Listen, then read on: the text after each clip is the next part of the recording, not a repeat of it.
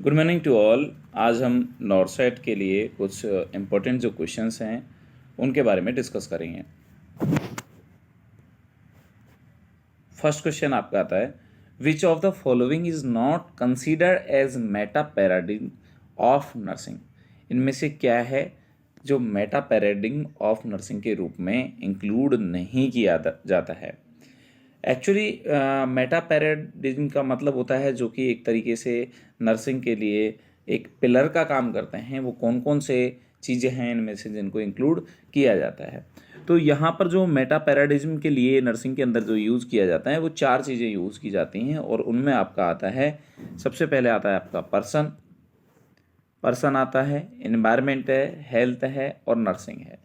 बच्चे गड़बड़ कैसे करते हैं और कैसे याद नहीं रहता है वो आप समझें इस क्वेश्चन में। हालांकि आपको जो ज़्यादा कन्फ्यूज नहीं किया गया है, समझना कैसे है कि पैराडिग्म ऑफ नर्सिंग की बात होती है तो यहाँ पर पहली चीज़ तो नर्सिंग ही आएगी, पहला ऑप्शन कि आपको नर्सिंग ही लिखना है। क्यों? क्योंकि ऑप्शन में कई बार क्या करेगा वो नर्स लिख के देगा, तो नर्स इसका आंसर नहीं होगा क्योंकि यहाँ पर मेटा पैराडिग्म इन नर्सिंग पूछा गया है तो पहला आपको नर्सिंग ही लिखना है। अब नर्सिंग क्यों की जा रही है, किसके लिए की जा रही है? लोगों के लिए, लोगों की हेल्थ को सुधारने के लिए, उनके अंदर और उनके इन्वायरमेंट बेहतर रहे हेल्थ का, ऐसे याद रखेंगे आप। नर्सिंग जो है पर्सन के जो हेल्दी इन्वायरमेंट के लिए है, आप ऐसे एक लाइन में इसे याद रखेंगे तो आराम से याद रहेगा। नर्स नहीं करना है, नर्सिंग करना है, नर्सिंग पर्सन के हेल्दी इन्वायरमेंट के लिए है। ऐसे करके आप याद रखेंगे तो आप नहीं भूलेंगे और आप इस क्वेश्चन का आंसर भी कर पाएंगे और अगर इससे भी टफ पूछा जाएगा तो उसका भी आप आंसर करने के लिए कैपेबल रहेंगे। तो यहाँ पर अगर मैं बात करूँ कि यहाँ पर पर्सन है, पर्सन उसमें आता है, हेल्दी इन्वायरमेंट है वो आता है, नर्सिंग आता है, तो डायग्नोसिस यहाँ पर नहीं आता है। तो इसका आंसर जो है कि क्वेश्चन पूछा है कि विच of the following is not considered, मतलब इनमें से मेटा पैराडिग्म के अंदर नर्सिंग के कौन नहीं आता है, तो आपका आंसर हो जाएगा डायग्नोसिस नहीं आता है।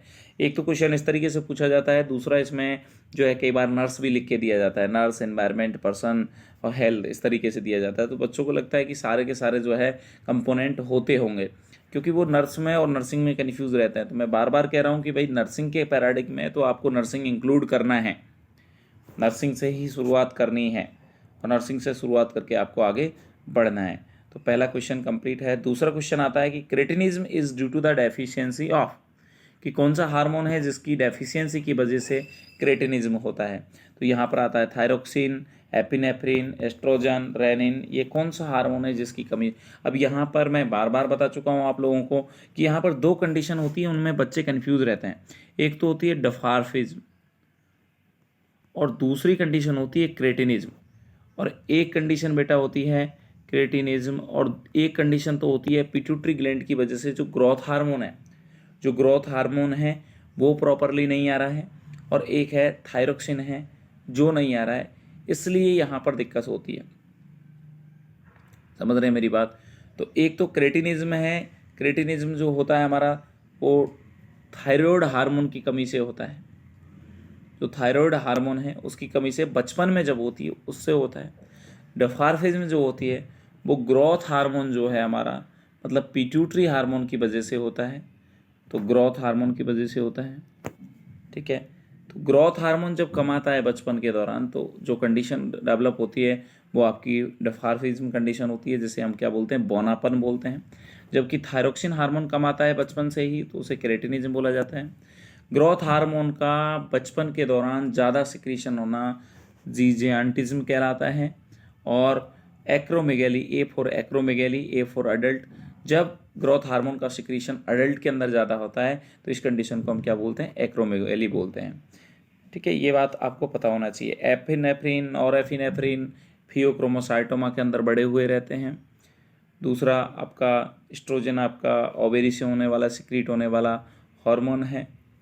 रेनिन किडनी से सिक्रीट होता है। इस तरीके से हम यहाँ बात कर सकते हैं। तो इस क्वेश्चन का जो आंसर है वो थायरोक्सिन है। क्रेटिनिज्म क्या है?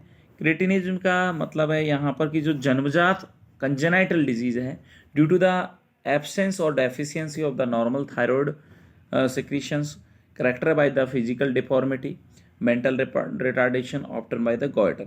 तो आपको यहाँ पर स्पेशली बात यहाँ पर ये ध्यान रखनी कि हाइपोथायरॉयडिज्म हम तब बोल रहे होते हैं या इसी को मिक्सिडिमा भी बोलते हैं, मिक्सोइडिमा इस वर्ड के लिए जब हम इस्तेमाल करते हैं जब ये थायराइड वाली जो कंडीशन है, हाइपोथायरॉयडिज्म वाली कंडीशन जब अडल्ट के अंदर होती है, और मिक्सोइडिमा कॉमा वो कंडीशन होती है जो सीवियरिटी को इंडिकेट करती है तो हाइपोथायरॉयडिज्म में, बट जब ये सीवियर फॉर्म में होगा तो उसे क्या बोलेंगे हम, मिक्सोइडिमा कॉमा बोलते हैं, ठीक है, जब कम सिक्रीशन होता है। और जब इसका थायराइड हार्मोन का सिक्रीशन ज़्यादा होता है तो इस कंडीशन को हम क्या बोलते हैं, हाइपरथायरॉयडिज्म, जिसका कारण ग्रेव्स डिजीज होता है।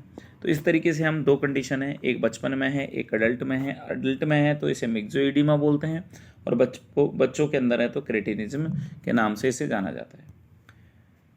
नेक्स्ट क्वेश्चन आपका आता है, reduction in the motility of sperm is known as.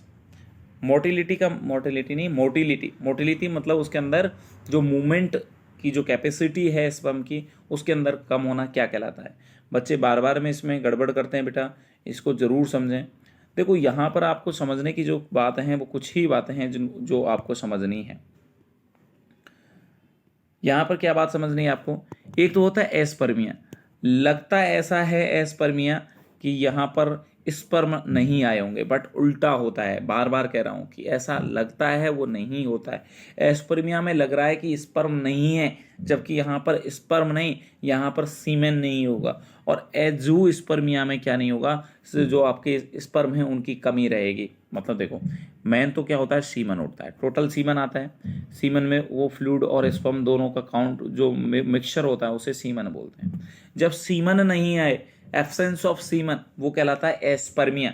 नाम से लग रहा है स्पर्म नहीं है, बट ऐसा नहीं है, उल्टा है इसका मीनिंग। एस्पर्मिया का मतलब होता है सीमन नहीं आना, और जो स्पर्मिया का मतलब होता है सीमन में स्पर्म का कम आना, ठीक है। तो इस तरीके से हम यहाँ पर अगर आप देखेंगे तो इस तरीके से स्पर्म को देखें पहले तो, कि स्पर्म जो होता है, स्पर्म के हमारे पास में अलग अलग 3 पार्ट होते हैं। यहाँ पर स्पर्म के 3 पार्ट कह सकते हैं। पहला हेड वाला पोर्शन होता है, दूसरा मिड पीस होता है, और तीसरा हमारे पास में टेल वाला पोर्शन होता है। अगर आपसे पूछा जाए कि एक्रोसोमल एंजाइम या न्यूक्लियस जो है स्पर्म के कौन से वाले पार्ट में प्रेजेंट होते हैं, तो हेड वाले पोर्शन में होते हैं। यहाँ एक्रोसोम के अंदर एक एंजाइम होता है हाइलुरोनिडेज करके, जो कि ओवम को भेदने में जो है हमारी उस स्पर्म की मदद करेगा, जिसकी वजह से फर्टिलाइजेशन होगा। क्योंकि वहाँ पर जो ओवम की स्ट्रक्चर में जो जोना पेलुसिडा लेयर होती है, उसे जो पेनेट्रेट करने का काम करेगा वो आपका हाइलुरोनिडेज एंजाइम करेगा, जो कि कहाँ प्रेजेंट होता है, स्पर्म के हेड पोर्शन के अंदर प्रेजेंट होता है। दूसरा क्वेश्चन यहाँ से ये पूछा जा सकता है कि बताइए स्पर्म के कौन से पोर्शन के अंदर माइटोकॉन्ड्रिया प्रेजेंट होता है। तो माइटोकॉन्ड्रिया बेटा आपके नेक पोर्शन, जो मिडिल पीस है, जो मिडिल पोर्शन होता है स्पर्म का, उसके अंदर प्रेजेंट होता है। और माइटोकॉन्ड्रिया की जो शेप होती है वो स्पाइरल शेप होती है, लिखा है स्पाइरल शेप होती है। यहाँ पर माइटोकॉन्ड्रिया की जो शेप है वो स्पाइरल है। तो यहाँ से 2-3 क्वेश्चन तो आपके स्पर्म की एनाटॉमी से बनते हैं कि स्पर्म की एनाटॉमी के अंदर हाइलुरोनिडेज एंजाइम कहाँ प्रेजेंट होता है, क्या काम करता है। तीसरा, कौन से पोर्शन के अंदर माइटोकॉन्ड्रिया प्रेजेंट होता है, माइटोकॉन्ड्रिया की शेप कैसी होती है। एक बात तो ये क्वेश्चन 4 क्वेश्चन क्लियर हो जाते हैं। नेक्स्ट क्वेश्चन देखो, नॉर्मोजूस्पर्मिया मतलब कि जो नॉर्मल रूप से इजैकुलेशन होता है उसे बोलते हैं। ओलिगोजूस्पर्मिया, स्पर्म की जो कंसंट्रेशन है अगर ये इतने से 20 × 10⁻6 पर ml से कम है तो इसे ओलिगो बोलते हैं। एस्थेनोस्पर्मिया का मतलब होता है उनकी मोटिलिटी कम हो। और जब टेराटोजूस्पर्मिया का मतलब होता है उनके अंदर मॉर्फोलॉजी ठीक नहीं है, जैसे हम पढ़ते हैं ना टेराटोजेनिक ड्रग, जो उसकी मॉर्फोलॉजी के अंदर डिस्टर्बेंस कर देती है उनको। ओलिगो एस्थेनो टेराटोजूस्पर्मिया, अब इसमें ये तीनों का मिक्सचर है, कम भी अमाउंट है, मोबिलिटी में भी दिक्कत है, और उसके अंदर मॉर्फोलॉजी में भी दिक्कत है। जब तीनों में दिक्कत हो तो उसे क्या बोलेंगे हम, ओलिगो एस्थेनो टेराटोजूस्पर्मिया। एजोस्पर्मिया का मतलब होता है नो स्पर्मेटोजोआ इजैकुलेशन, इजैकुलेशन के अंदर अब की बार स्पर्मेटोजोआ नहीं आ रहे हैं। एस्पर्मिया का मतलब है इजैकुलेशन ही नहीं आ रहा है, मतलब सीमन ही नहीं आ रहा है। तो क्वेश्चन 2 तरीके से पूछ सकता है। एस्पर्मिया बोले तो आपको इजैकुलेशन नहीं है, एजोस्पर्मिया बोले तो उसके अंदर जो इजैकुलेशन आया है, सीमन आया है, उसके अंदर क्या नहीं है, स्पर्मेटोजोआ या स्पर्म नहीं है। इसको हम क्या बोलते हैं, एंजियोस्पर्मिया के नाम से जानते हैं। तो आपका यहाँ से जो क्वेश्चन है वो क्लियर हो जाना चाहिए कि यहाँ पर पूछा है कि रिडक्शन इन द मोटिलिटी, मतलब मोटिलिटी का मतलब मोबिलिटी, मतलब उसके मूवमेंट में दिक्कत। तो यहाँ पर आपका आंसर आ जाएगा एस्थेनोस्पर्मिया। नेक्स्ट क्वेश्चन की तरफ बढ़ते हैं और नेक्स्ट क्वेश्चन है आपका, this is not include in the triple test. Triple test में हम क्या नहीं करते हैं? तो अगर आपको पता हो कि ट्रिपल टेस्ट में क्या क्या करते हैं, तो देखो भाई 2 टेस्ट होते हैं, एक ट्रिपल टेस्ट भी करते हैं, एक क्वाड्रपल टेस्ट भी करते हैं। ये मैटरनल स्क्रीनिंग है ड्यूरिंग द प्रेगनेंसी के दौरान जो है हम कुछ टेस्ट लगाते हैं, जैसे एमनियोसेंटेसिस जो है, दूसरा हम लगाते हैं कोरियोनिक ब्लड सैंपलिंग, कॉर्डोसेंटेसिस, उनके साथ ही एक टेस्ट लगता है ट्रिपल टेस्ट, क्वाड्रपल टेस्ट। तो यहाँ पर कुछ हार्मोन्स हैं जिनको देख रहे हैं, जैसे कि HCG है, अल्फा बीटा प्रोटीन है, स्ट्रियोल है। तो स्ट्रियोल के साथ में जब इनिबिन भी देखा जाता है तो एक क्वाड्रपल हो जाता है, मतलब 4 टेस्ट हो जाते हैं। इनिबिन हम ट्रिपल टेस्ट में नहीं देखते हैं। तो ये 3 टेस्ट देखे जाते हैं, बहुत इंपॉर्टेंट है आपके लिए, HCG, अल्फा बीटा प्रोटीन और स्ट्रियोल। तो देखें, तो इसका आंसर आपका क्या हो जाएगा? HCG हम देखते हैं, मेटरनसीला, अल्फा बीटा प्रोटीन देख रहे हैं और स्ट्रियोल देख रहे हैं। हम क्या नहीं देख रहे हैं? प्रोजेस्टेरोन नहीं देख रहे हैं। तो इसका आंसर आ जाएगा आपका प्रोजेस्टेरोन। नेक्स्ट क्वेश्चन की तरफ बढ़ते हैं और आपका जो नेक्स्ट क्वेश्चन आता है वो आता है आपका, the condition in which the patient has involuntary grinding of teeth during the sleep. जब रात को सोते वक्त पेशेंट उसे मतलब पता नहीं है, वॉलेंट्री नहीं कर रहा है, वो इनवॉलेंट्री उससे जो दांत हैं उनको पीस रहा है, ग्राइंड कर रहा है, तो इस कंडीशन को क्या बोलते हैं? तो इस कंडीशन को क्या बोलते हैं समझें। एक कंडीशन है जिनको आप अच्छे से जानते हैं, उनको समझें पहले। आप इंसोम्निया को अच्छे से जानते हैं कि इंसोम्निया में नींद ठीक से नहीं आती है। एन्यूरेसिस का मतलब आप अच्छे से जानते हैं कि एन्यूरेसिस के अंदर क्या होता है, व्यक्ति या छोटा बच्चा जो है आफ्टर 5 ईयर भी जो है बेड के अंदर जो है टॉयलेट कर रहा है, बेड वेटिंग जो कंडीशन है उसे एन्यूरेसिस बोलते हैं। अब 2 कंडीशन आती हैं, एक ब्रुक्सिज्म कंडीशन आती है और एक सोमनीलोक की कंडीशन आती है। तो सोमनीलोक की कंडीशन क्या कंडीशन है सर? सोमनीलोक की कंडीशन वो कंडीशन है जिसके अंदर बच्चा जो है सोते सोते जो है टॉकिंग करता है, सोते सोते सपने में वो बात कर रहा है। सपने कई आपने देखे होंगे, कई बच्चे होते हैं, अडल्ट भी होते हैं, जो सोते सोते जो है किसी से बात कर रहे हैं, कुछ बोल रहे हैं, तो उसे हम क्या बोलते हैं? सोमनीलोक की कंडीशन के नाम से जानते हैं। जबकि वो कंडीशन जिनमें बच्चा जो है दांत पीसता है सोते सोते, उस कंडीशन को हम क्या बोलते हैं? ब्रुक्सिज्म कंडीशन के नाम से जाना जाता है। तो इसका बढ़िया आंसर ब्रुक्सिज्म कंडीशन आ जाएगा। तो ये क्वेश्चन आपका 5th नंबर का बढ़िया आंसर है। ब्रुक्सिज्म में देखो इस तरीके से ये भी आपसे पूछा जा सकता है। तो ब्रुक्सिज्म में क्या होता है, ये दांत पीसते पीसते क्या होता है, इसके दांत भी घिसने लगते हैं। जैसे आपको दिख रहे होंगे कि हेल्दी जो टीथ होते हैं उनके बीच में देखो 2 टीथ अगर हैं तो उनके बीच में आपको गैप दिख रहा होगा। जबकि इसने पीस पीस के ये देखो इसके जो दांत एकदम बिल्कुल चारों तरफ से उसका जो एरिया है वो एकदम बिल्कुल सपाट कर दिया गया है, फ्लैट हो गया है, उनके बीच में किसी भी तरह का स्पेस या बाहर नहीं बचा है। तो इस तरीके की कंडीशन भी हमें यहाँ देखने को मिल सकती है। नेक्स्ट क्वेश्चन है आपका question number 6, malaria parasite was discovered by, कि मलेरिया का जो पैरासाइट है वो किसके द्वारा डिस्कवर्ड किया गया।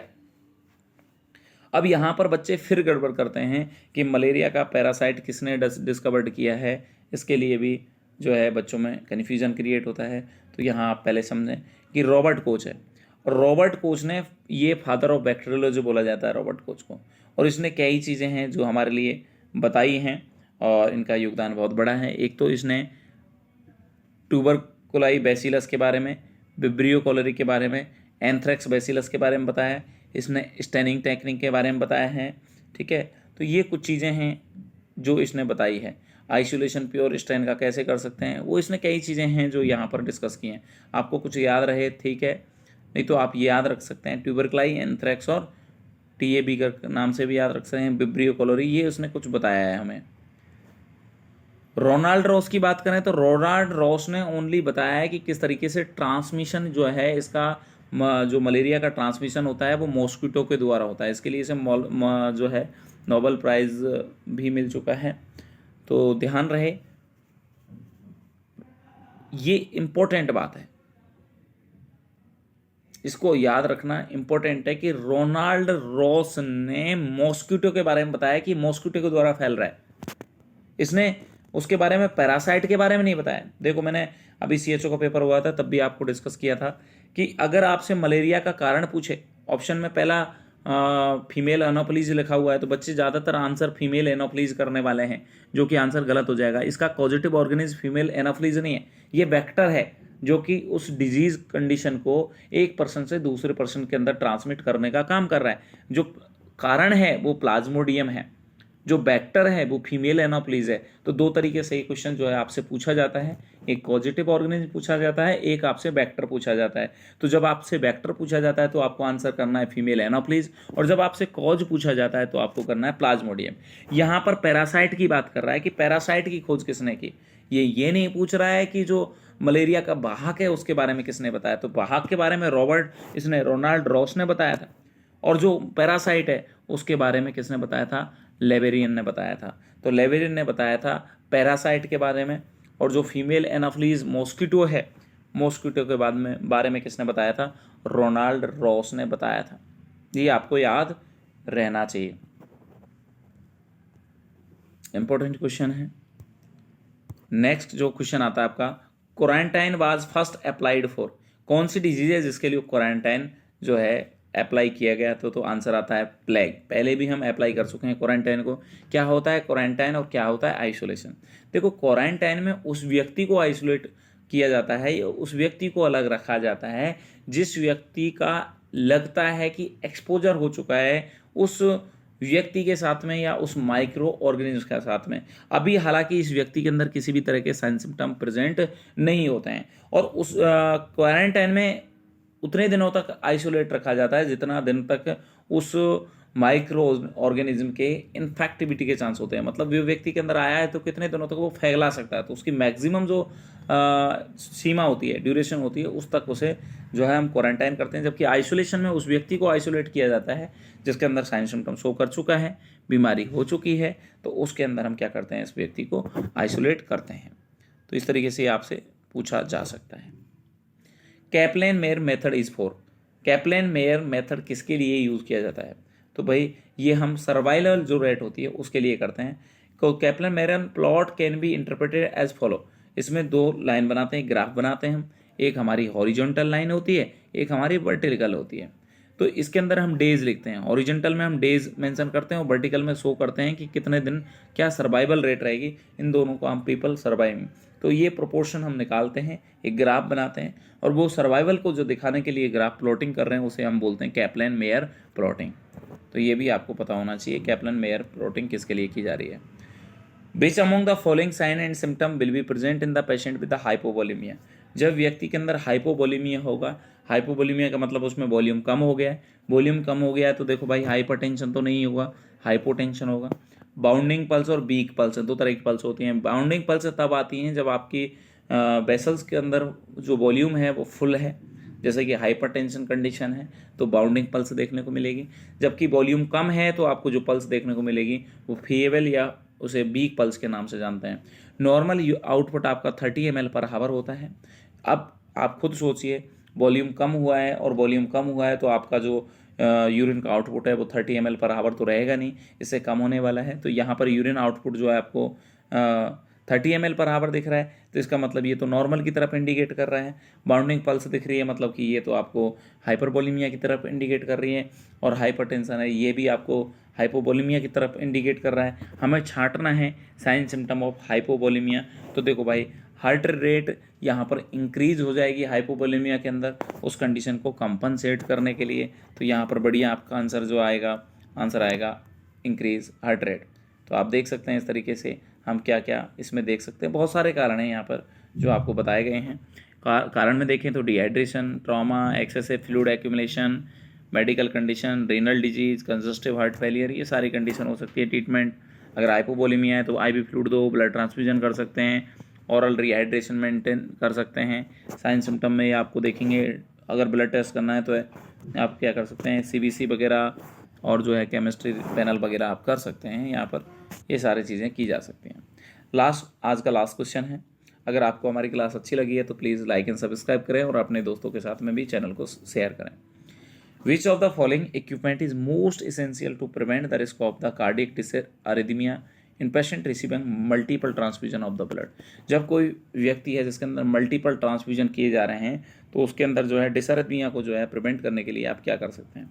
तो ऐसे व्यक्ति, डिसर्मिया एक्चुअली होता क्या है कि डिसर्मिया क्या होता है कि जब हम ब्लड बैंक से ब्लड को लेके आते हैं तो ब्लड थोड़ा सा क्या होता है, ठंडा होता है, क्योंकि वहाँ पर हम 2 से 8 डिग्री सेंटीग्रेड टेम्परेचर के अंदर जो है ब्लड को प्रिजर्व करके रखते हैं। तो जब किसी व्यक्ति के अंदर जल्दीबाजी में अगर हम कोल्ड ब्लड को ट्रांसफ्यूज़ करते हैं तो वो क्या करता है, हमारा कार्डियक डिसरिथमिया कर देता है। तो यहाँ पर यह है कि रिस्क को प्रिवेंट करना है, तो हम कौन सा जो है इसमें से इंस्ट्रूमेंट है या आइटम है जिसे वो सेलेक्ट करेंगे। पहला आता है आपका ईसीजी मशीन। तो ईसीजी मशीन हमें कार्डियक डिसरिथमिया के बारे में बताएगी, ये प्रिवेंट नहीं करेगी।